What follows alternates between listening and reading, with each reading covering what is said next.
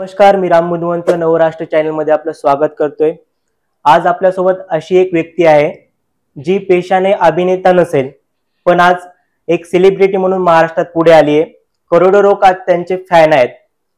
ते कोणते राजकीय नेता सुद्धा नाहीत, पण त्यांच्या सभेला लाखोने भरती येते। भरती काऊन आहोटी येते म्हणता येईल, कारण की करोडो लोक एकदाच त्यांच्या सभेला येतात आणि ते म्हणतात ते उमेदवार विजय होतात आणि ते म्हणतात ज्यांना पाडा ते पडतात सुद्धा। हे आपण लोकसभेच्या निवडणुकीमध्ये बघितलं। तुम्हाला समजलंच असेल, आपल्यासोबत संघर्ष योद्धा मराठा आरक्षणाचे सगळ्यात मोठे नेते मनोज जरांगे पाटील आहेत। पाटील, मी आता जसं म्हटलं की तुमचे करोडो चाहते आज महाराष्ट्रात नाही तर देशात निर्माण झाले आहेत। कसं वाटतं, आनंद वाटतो का की एक वेळ होती की तुम्ही एकटा आरक्षणासाठी लढत होता, तुम्हाला पाहिजे तेवढा पाठिंबा मिळत नव्हता, पण आज करोडो लोक तुम्ही म्हणताल त्या दिशेने जात आहेत। कसं वाटतं हे सगळं बघून? नाही, आनंद तर मुळीच वाटणार नाही।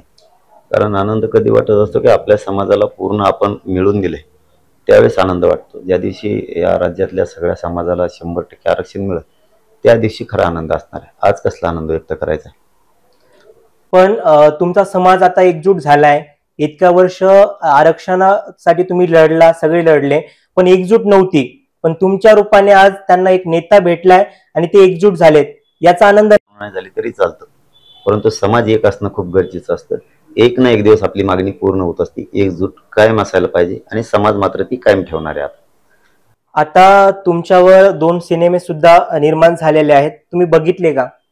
नाही नाही, ते पिक्चरात मला काही रस नाही, मी ते बघत नाही। आणि माझा पूर्ण ध्येय मराठा आरक्षण आहे। ते पिक्चर तसल्याच्यात माझा मन रमत नाही, त्याला तिशी मला देणं नाही, पण तुमची जीवनकथा आज सगळ्या महाराष्ट्रात पसरत आहे। फिल्मच्या रूपाने सगळ्यांना ती जीवनकथा दिसणार आहे।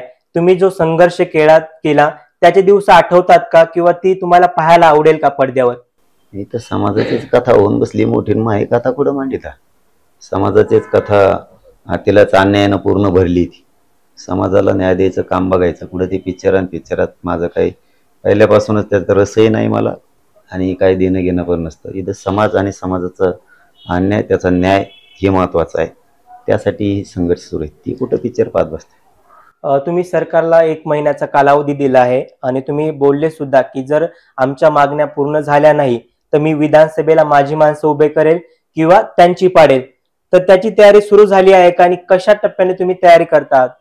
14 तारखेच्या नंतर करू। 13 तारखेपर्यंत त्यांना वेळ आहे, 14 तारखेच्या नंतर करू। पाडायचं का निवडून आणायचं 14 तारखेनंतर ठरणार आहे। समाजाला विचारल्याशिवाय मी काहीच करत नाही। ओके। आणि शेवटचा प्रश्न, जे लक्ष्मण हाके म्हणून आहेत ते ओबीसी समाजासाठी आरक्षण करत आहेत।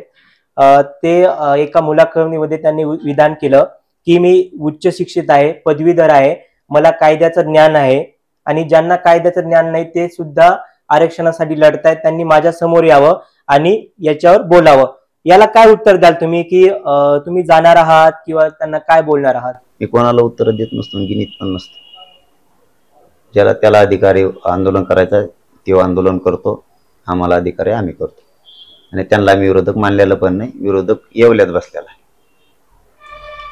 आता आपल्यासोबत मराठा आरक्षणाचे नेते मनोज दादा जरांगे होते। त्यांचं ठरलेलं आहे की 14 तारखेनंतर ते त्यांची रणनीती चालू करणार आहेत। छत्रपती संभाजीनगर, राम बुधवंत।